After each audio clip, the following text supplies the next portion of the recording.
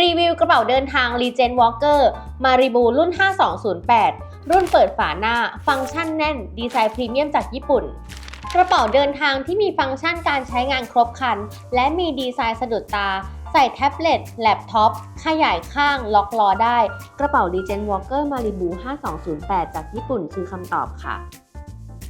รุ่นนี้สีของกระเป๋ามีให้เลือก3สีนะคะและมีให้เลือก4ขนาดสามารถเลือกได้ตามความต้องการของแต่ละคนได้เลยค่ะ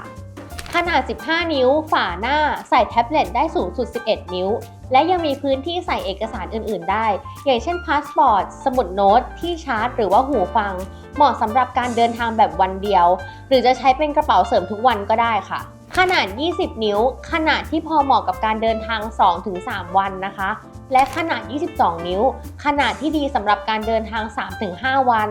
ขนาด29นิ้วเหมาะสำหรับการเดินทางระยะยาวหรือการเดินทางที่ต้องการเก็บสัมภาระจำนวนมากและสำหรับขนาด29นิ้วนะคะออกแบบมาเป็นทรงทั้งสี่เหลี่ยมผืนผ้าทางญี่ปุ่นได้คิดและออกแบบให้เหมาะกับการใช้งานจริงได้สะดวกขึ้นก็คือมีมือจับข้างล่างของกระเป๋าตรงนี้นะคะช่วยในการหยิบยกแล้วก็เคลื่อนย้ายกระเป๋าได้ง่ายเซฟหลังเซฟร่างกายได้ระหว่างการเดินทางค่ะและทั้ง3ไซส์นี้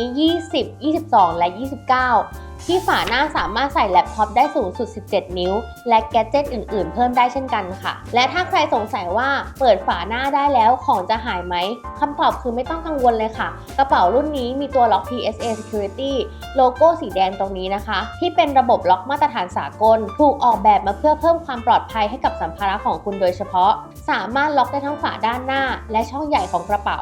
และการล็อกนี้มีการใส่รหัสถึง3หลักที่คุณเป็นคนตั้งขึ้นเองช่วยให้คุณสามารถล็อกได้อย่างมั่นใจนะคะรุ่นนี้นอกจากเปิดด้านหน้าได้แล้วยังสามารถขยายด้านข้างอีก7เซนติเมตรนะคะเพิ่มพื้นที่การจัดเก็บได้อีก 27% เหมาะมากสำหรับผู้ที่ต้องการเพิ่มพื้นที่การจัดเก็บในช่วงการเดินทางกลับหรือว่าระหว่างการช้อปปิ้งการขยายด้านข้างนี้ทำได้ง่ายนะคะเพียงแค่รูซิปด้านข้างออกมาแบบนี้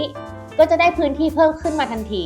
ตรงส่วนขยายข้างตรงนี้ใช้โครงสปริงและผ้าไนล่อนเป็นผ้าไนล่อนที่ผ่านการทอมาแบบหนาแน่นไม่ขาดง่ายไม่ทำให้สัมภาระข้างในกระจัดกระจายออกมาแน่นอนนะคะวัสดุของกระเป๋ารุ่นนี้ผลิตจากโพลีคาร์บอเนตและ ABS เรซินจุดเด่นคือเรื่องของความทนทานสามารถทนแรงกระแทกได้ดีนะคะน้ำหนักเบาทนต่อสภาพอากาศพื้นผิวโดยรวมของกระเป๋าเป็นแบบเงามีประกายแต่ว่ายังกันรอยขีดข่วนได้ดีนะคะสามารถเช็ดทำความสะอาดตัวกระเป๋าให้ดูใหม่ได้เสมอมาที่ด้านในของกระเป๋ากันบ้างค่ะกระเป๋า Regent Walker รุ่น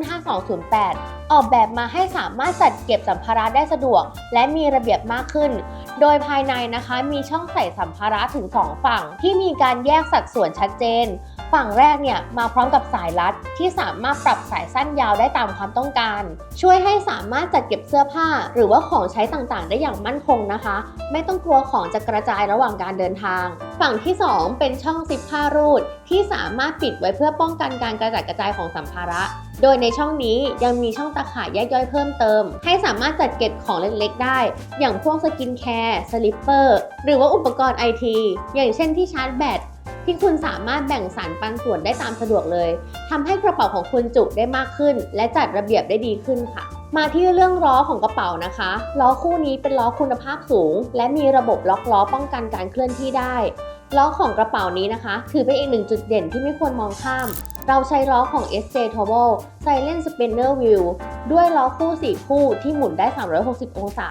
มีความลื่นลากกระเป๋าได้ง่ายทนทานควบคุมง่ายและเงียบด้วยค่ะสามารถลากได้ง่ายไม่ว่าจะเป็นบนพื้นเรียบพื้นพรมทางเท้าหรือว่าพื้นผุขระและรุ่นนี้นะคะยังมีระบบล็อกล้อที่ช่วยป้องกันไม่ให้กระเป๋าเลื่อนไหลหรือว่าหมุนขณะใช้งานโดยเฉพาะระหว่างการเดินทางนะคะอย่างเช่นเรานั่งรถไฟฟ้าหรือว่ารถบัสไปยังสถานที่ท่องเที่ยวหรือว่าโรงแรมเนี่ยเรามักจะต้องการล็อกล้อกระเป๋าเพื่อป้องกันไม่ให้กระเป๋าเคลื่อนที่ไปมาเพียงแค่โยกคันโยกที่ตัวล็อกด้านข้างของกระเป๋าตัวล็อกจะทำการล็อกล้อคู่ข้างหน้านี้เอาไว้นะคะทำให้กระเป๋าไม่เคลื่อนที่ไม่หมุนไปมาเมื่อเราต้องการให้กระเป๋าอยู่ในที่เดิมโดยไม่ต้องกังวลเรื่องการเคลื่อนที่ค่ะตัวคันชักของกระเป๋ามีความแข็งแรงและสามารถปรับได้หลายระดับตามความสะดวกของผู้ใช้งานกระเป๋ารุ่นนี้มาพร้อมกับการรับประกัน3ปีครอบคลุมล้อลากมือจับคันชักและตัวล็อกทำให้คุณมั่นใจได้ว่ากระเป๋านี้จะอยู่กับคุณไปอีกนานหากคุณกำลังมองหากระเป๋าเดินทางที่ ที่มีคุณภาพสูงฟังก์ชันครบครัน